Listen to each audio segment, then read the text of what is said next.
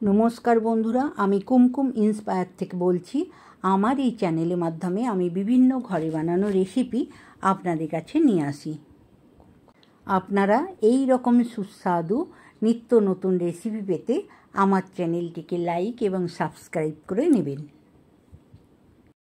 আজকে আপনাদের কাছে শেয়ার করছি তালের পরোটা। খুবই সুন্দর এই তালের পরোটা, আর তৈরি করার সময় এতই সুন্দর মিষ্টি গন্ধ ছাড়ে, মনে হয় যেন এক্ষুনি খেয়ে নিই। তালের পরোটাটা খাবার জন্য আমি ধনেপাতা, কাঁচা লঙ্কা, একটু আদা আর টক দিয়ে চাটনিটা তৈরি করে নিয়েছি। খুবই মুখরোচক। আপনারা সস দিয়েও খেতে পারেন বা আলুর তরকারি করেও খেতে পারেন। আমি তালের পরোটা তৈরি করার জন্য একটা তাল নিয়েছি, তবে এই তালটা একদম কালো তাল নিলে খুবই ভালো হবে। আর যদি লালচে তাল নেন সেটা তিতো হয় বেশি, সেই কারণে কালো তাল যখন কিনবেন কালো তাল দেখে কিনবেন। তালের খোসাটা ছাড়িয়ে তালটা চেঁচে নেবো। প্রথমে তালের মুখটা খুলে নিলাম, ওপর দিকের এই যে মুখটা খুলে নিলাম, নিয়ে এইবার খোসাগুলোকে আমি ছাড়িয়ে নেব। কিভাবে তালের খোসাটা ছাড়িয়ে নিচ্ছি সেটাই আমি এখন দেখাচ্ছি। এই রকমভাবে একটা একটা করে টেনে টেনে খোসাগুলো ছাড়িয়ে নেব। তালের খোসাটা আমি এইভাবে ছাড়িয়ে নিলাম। তালটা এবারে আমি ভেঙে নিচ্ছি। এই দেখুন তিনখানা আটি আছে, আমি এটাকে খুলে নেব।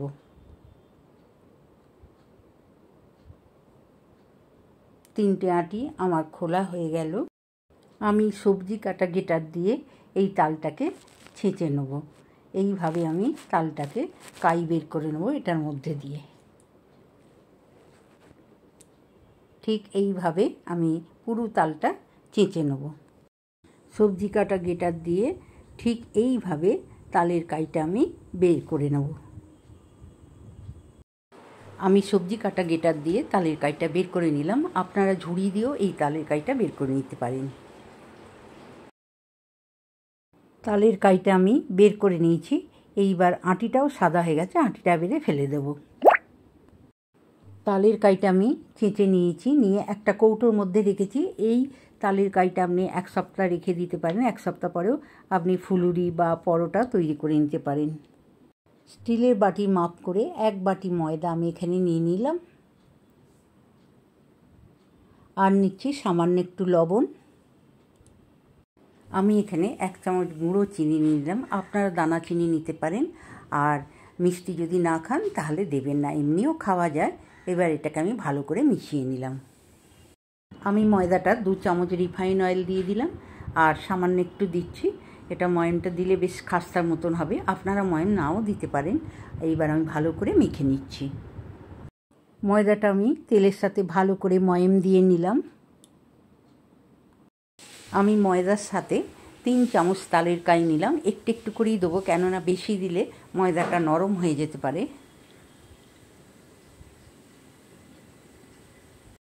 ময়দাটা আমি 3 চামচ তালের কাই দিয়ে ভালো করে মেখে নিলাম। এখন দেখলাম আর একটু তালের কাই লাগবে, আমি মিশিয়ে দিচ্ছি, তাই 1 চামচ। আরও 1 চামচ তালের কাই দিয়ে আমি ময়দাটা মেখে নিচ্ছি। এখানে তালের কাই যদি আপনাদের না থাকে তাহলে একটু জল দিয়েও মেখে নিতে পারেন। ময়দাটা আমি ভালো করে তালের কাইটা মিশিয়ে নিয়ে ভালো করে মেখে নিলাম।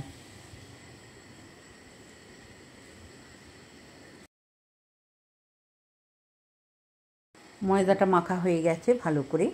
এইবার আমি এই ময়দাটাকে 10 মিনিট ঢাকা দিয়ে রেখে দেবো। 10 মিনিট পর ঢাকাটা খুলে দেখে নিচ্ছি। 10 মিনিট পর ময়দাটা সুন্দর নরম হয়ে গেছে। এইবার আমি এটা থেকে লেচি কেটে নেব। ময়দাটা মাখা ছিল, এইবার এই ময়দাটা থেকেই আমি লেচিগুলো কেটে নিচ্ছি। আমার 8 পিসের মতন লেচি তৈরি হয়েছে পরোটা তৈরি করার জন্য। প্রথমে আমি একটা গোল রুটির মতন বেলে নিচ্ছি।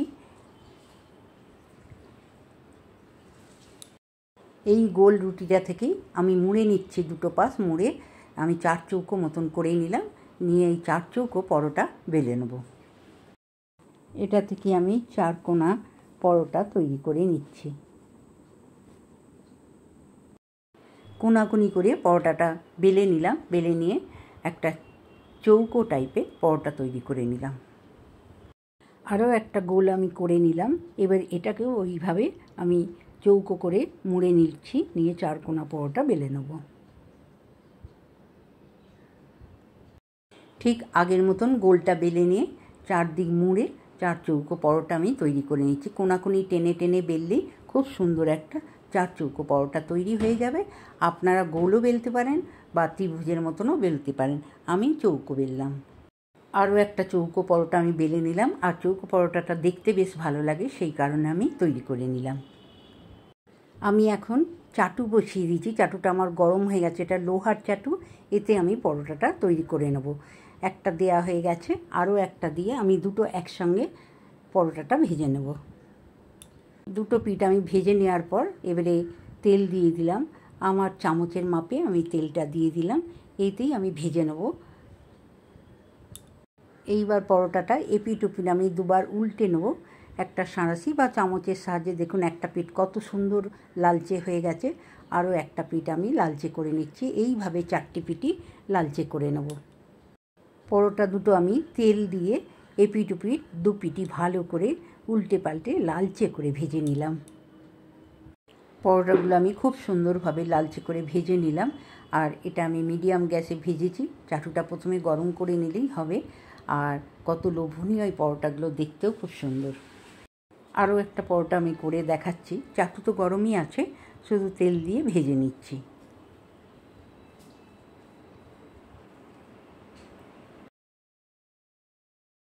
দু চামচ তেল দিয়ে আমি পরোটাটাকে তেলের মধ্যে দিয়ে ঘুরিয়ে ঘুরিয়ে লালচে করে ভেজে নিলাম। দুটো জিনিস হাতে নিলে সুবিধা হয়। এইবার আমি খুব লালচে করে ভাজা হয়ে গেছে। এইবার আমি একটু তেলটা ঝরিয়ে নিয়ে প্লেটের মধ্যে তুলে নিচ্ছি।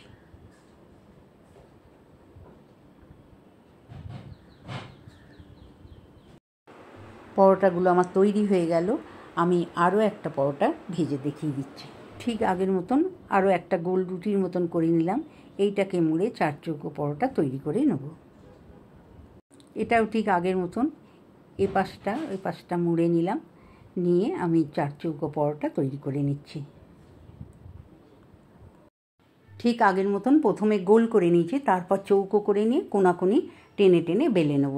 আমার চৌকো পরোটা তৈরি হয়ে গেছে। এইভাবে আমি সব পরোটাগুলোই তৈরি করে নেব।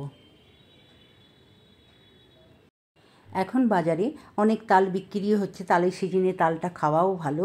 আর আপনারা তাল এনে এইভাবে পরোটা করে নিন, খুবই ভালো খেতে লাগে তালের পরোটা। 4 পিস পরোটা আমি ভেজে নিয়েছি, বাকি পরোটাগুলো আমি এইভাবেই ভেজে নেব। এই তালের পরোটা আপনাদের কেমন লাগলো? ভালো লাগলে অবশ্যই বাড়িতে তৈরি করে খেয়ে দেখবেন। তালের পরোটা রেসিপি আপনাদের ভালো লাগলে লাইক করবেন, কমেন্ট করবেন, আর বন্ধুদের মধ্যে শেয়ার করবেন। আমার চ্যানেলে নতুন বন্ধু হলে চ্যানেলটি সাবস্ক্রাইব করবেন।